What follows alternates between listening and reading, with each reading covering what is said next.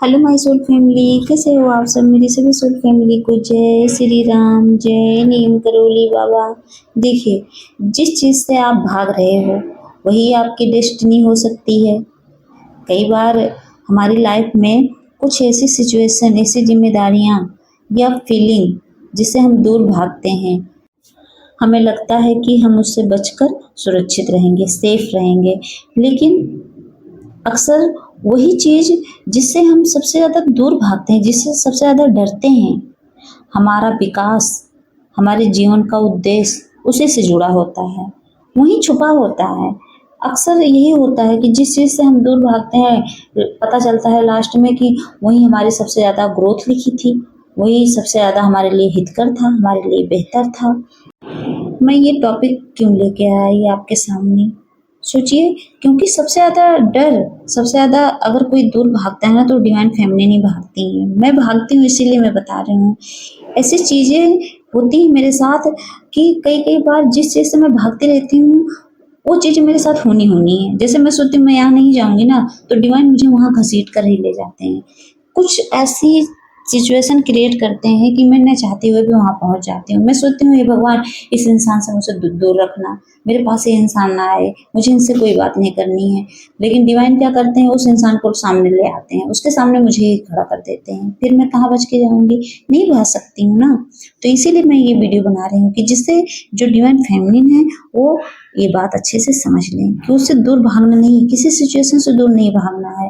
हो सकता है उसी सिचुएशन में आपका भला लिखा हो। आप और ये बातें मैं इसलिए बोल रही हूँ क्योंकि इसके पीछे रीजन होता है, कारण होता है। सबसे पहला, डर अक्सर दिशा दिखाता है।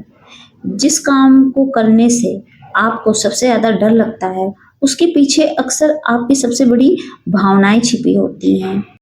एग्जाम्पल के लिए सोचिए, जैसे लोगों के सामने बोलने से आप डरते हो, आपको डर लगता है।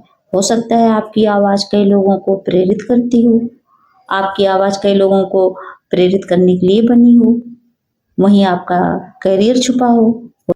तो अगर आपको नया कदम उठाने से डर लगता है, तो ये मान के चलिए कि आपकी नई शुरुआत आपका इंतज़ार कर रही है। और तो और यूनिवर्स बार बार वही लेसन भेजते हैं हमारे सामने, वही चीज़ें बार बार हमारे सामने दोहराई जाती हैं। जब तक हम किसी ज़रूरी सबक को नहीं सीखते, जीवन हमें अलग अलग तरीके से वही सिचुएशन दिखाता है, उसी में हमें फंसा देता है और हम उसी में क्या करते हैं, फंसे ही रहते हैं। क्योंकि वो हमें सिखा रहे हैं कि सीखो। जब तक हम उस चीज़ को एक्सेप्ट नहीं करते, उस सिचुएशन को एक्सेप्ट नहीं करते, तब तक यूनिवर्स हमें बार बार उसी लूप में फंसाते हैं। ये बात हमेशा याद रखना।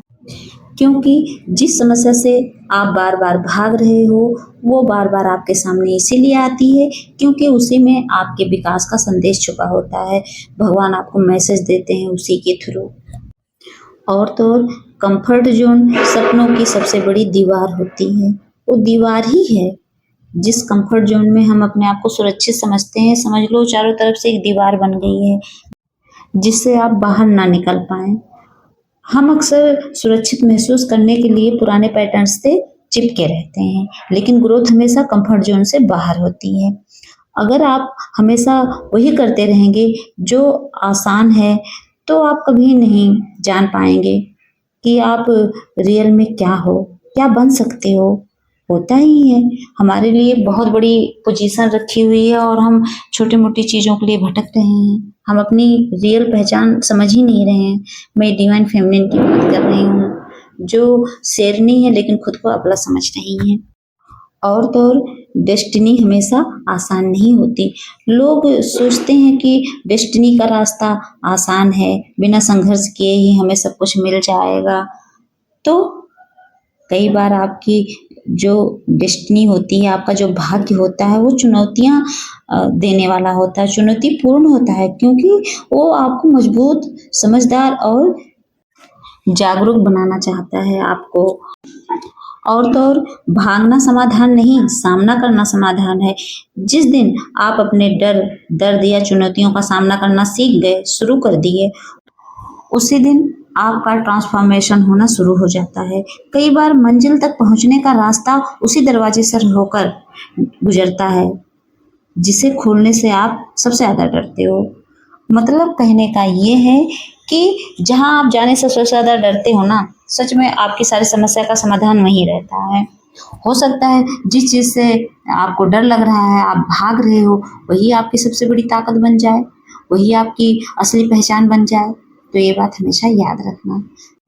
तो मेरी सोल फैमिली ये बात अच्छे से समझ गई होंगी। जय श्री राम, जय नीम करोली बाबा।